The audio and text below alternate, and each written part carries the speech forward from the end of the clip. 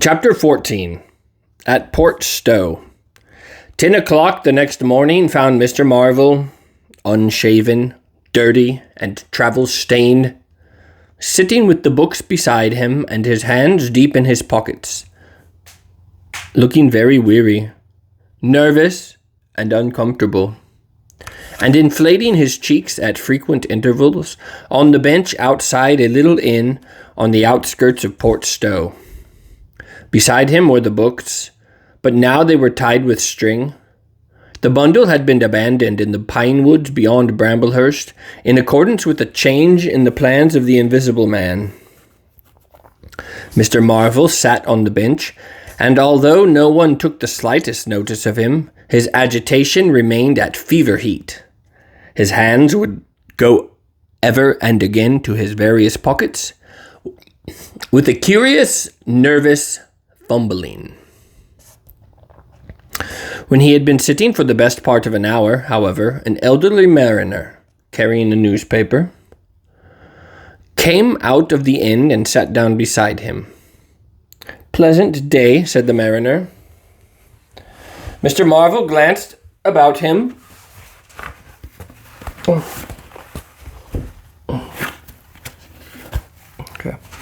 Mr. Marvel glanced about him with something like terror. "Very," he said. "Just seasonable weather for the time of year," said the mariner, taking no denial. "Quite," said Mr. Marvel.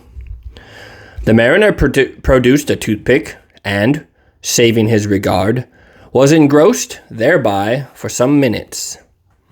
His eyes, meanwhile, were at liberty to examine Mr. Marvel's dusty figure and the books beside him. As he had approached Mr. Marvel, he had heard a sound like the dropping of coins into a pocket. He was struck by the contrast of Mr. Marvel's appearance with this suggestion of opulence. Thence his mind wandered back again to a topic that had taken a curiously firm hold of his imagination. "Books! Books!" he said, suddenly, noisily finishing with his toothpick. Mr. Marvel started and looked at them. "Oh, yes," he said, "yes, they're books." "There's some extraordinary things in books," said the mariner. "I believe you," said Mr. Marvel. "And some extraordinary things out of them," said the mariner. "True, likewise," said Mr. Marvel.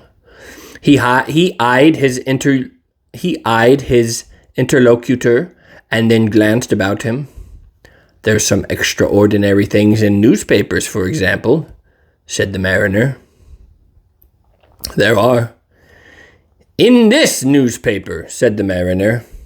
"Ah," said Mr. Marvel. "There's a story," said the mariner, fixing Mr.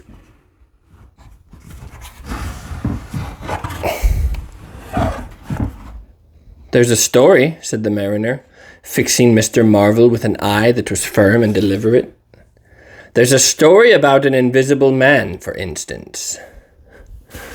Mr. Marvel pulled his mouth askew and scratched his cheek and felt his ears glowing. "What will they be writing next?" he asked faintly. "Austria? Or America?" "Neither," said the mariner. "Here." "Lord," said Mr. Marvel, starting.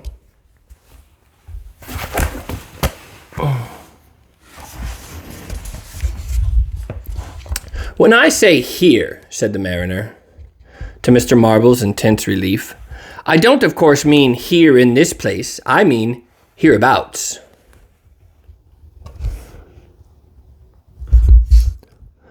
"An invisible man," said Mr. Marvel. "And what's he been up to?" "Everything," said the mariner, controlling Marvel with his eye, and then amplifying. "Every blessed thing." "I ain't seen a paper these 4 days," said Marvel. "Ipping's the place he started at," said the mariner. "Indeed," said Mr. Marvel. "He started there, and where he came from, nobody don't seem to know. Here it is, peculiar story from Ipping, and it says in this paper that the evidence is extraordinary strong. Extraordinary. Lord, said Mr. Marvel. But then, it's an extraordinary story. There is a clergyman and a medical gent witnesses saw him all right and proper, or leastways didn't see him. He was staying, it says, at the Coach and Horses, and no one don't seem to have been aware of his misfortune. It says, aware of his misfortune, until in an altercation in the inn, it says, his bandages on his head was torn off. It was then observed that his head was invisible. Attempts were at once made to secure him, but casting off his garments, it says, he succeeded in escaping.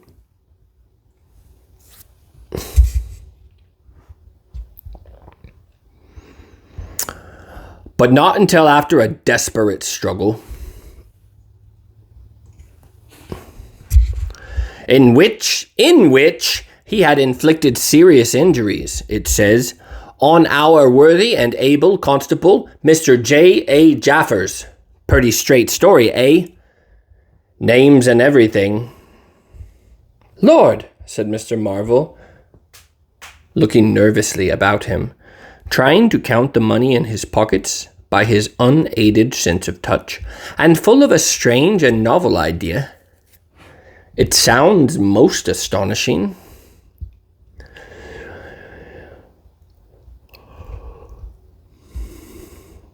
Don't it? Extraordinary, I call it. Never heard tell of invisible men before, I haven't. But nowadays one does hear such a lot of extraordinary things that... Is that all he did? Asked Marvel, trying to seem at ease. It's enough, ain't it? Said the mariner. Didn't go back by any chance? Asked Marvel. Just escaped and that's all, eh? All? Said the mariner. Why, ain't it enough? Quite enough, said Marvel. I should think it was enough, said the mariner. I should think it was enough. He didn't have any pals. It don't say he had any pals, does it? Said Mr. Marvel, anxious.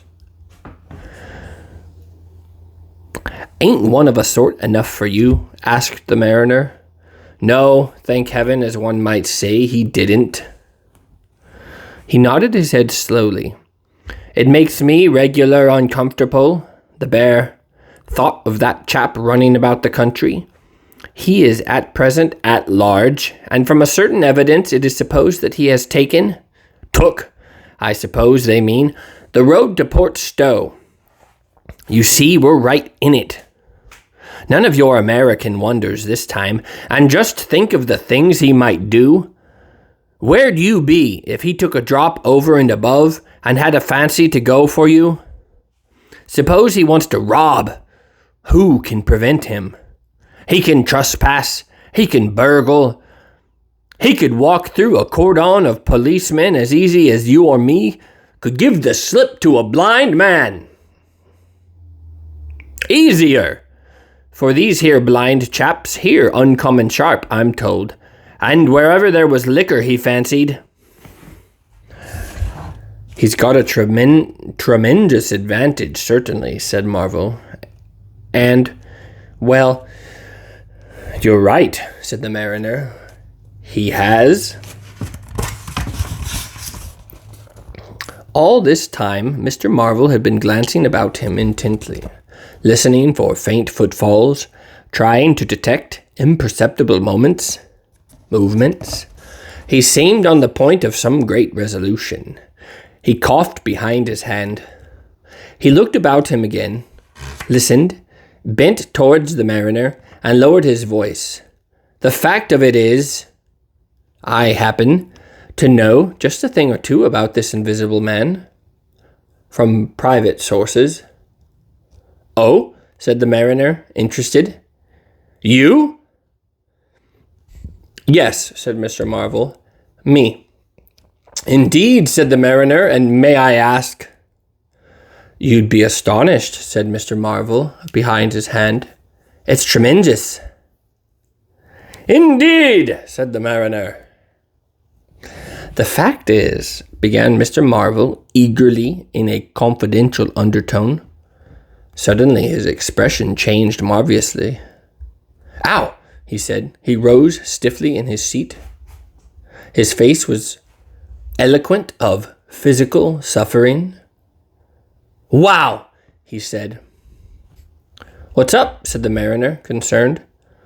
"Toothache," said Mr. Marvel, and put his hand to his ear. He caught hold of those books. "I must be getting on, I think," he said.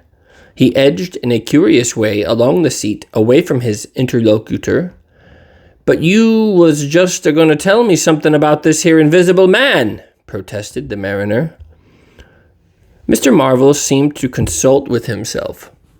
"Hoax," said a voice. "It's a hoax," said Mr. Marvel. "But it's in the paper," said the mariner. "Hoax all the same," said Marvel. "I know the chap that started the lie. There ain't no invisible man whatsoever. Blimey." "But how about this paper? Do you mean to say—" "Not a word of it," said Marvel stoutly.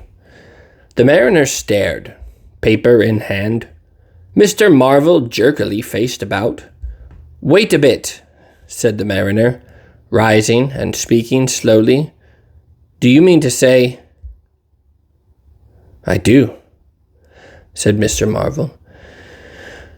"Then why did you let me go on and tell you all this blasted stuff then? What do you mean by letting a man make a fool of himself like that for, eh?" Mr. Marvel blew out his cheeks. The mariner was suddenly very red indeed, and clenched his hands. "I been talking here this 10 minutes, he said, "and you little pot-bellied, leathery-faced son of an old boot, couldn't have the elementary manners—" "Don't you come bandying words with me," said Mr. Marvel. "Bandying words? I'm a jolly good mind—" "Come up," said a voice, and Mr. Marvel was suddenly whirled about and started marching off in a curious, spasmodic manner. "You'd better move on," said the mariner. "Who's moving on?" said Mr. Marvel. He was receding obliquely with a curious, hurrying gait, with occasional violent jerks forward. Some way along the road he began a muttered monologue, protests, and recriminations. "Silly devil," said the mariner, legs wide apart, arms akimbo, watching the receding figure. "I'll show you, you silly ass. Hoaxing me? It's here, on the paper." Mr. Marvel retorted incoherently, and, receding, was hidden by a bend in the road. But the mariner still stood, magnificent, in the midst of the way until the approach of a butcher's cart dislodged him. Then he turned himself towards Port Stowe. "Full of extraordinary asses," he said softly to himself, "just to take me down a bit. That was his silly game. It's on the paper." And there was another extraordinary thing he was presently to hear that had happened quite close to him, and that was a vision of a fistful of money, no less, travelling without visible agency, along by the wall at the corner of St. Michael's Lane. A brother mariner had seen this wonderful sight that very morning. He had snatched at the money forthwith and had been knocked headlong, and when he had got to his feet, the butterfly money had vanished. Our mariner was in the mood to believe anything, he declared, but that was a bit too stiff. Afterwards, however, he began to think things over. The story of the flying money was true, and all about that neighborhood, even from the august London and Country Banking Company, from the tills of the shops and inns, doors standing that sunny weather entirely open, money had been quietly and dexterously making off that day in handfuls and rouleaux, floating quietly along by walls and shady places, dodging quickly from the approaching eyes of men, and it had, though no man had traced it, invariably ended its mysterious flight in the pocket of that agitated gentleman in the obsolete silk hat, sitting outside the little inn on the outskirts of Port Stowe.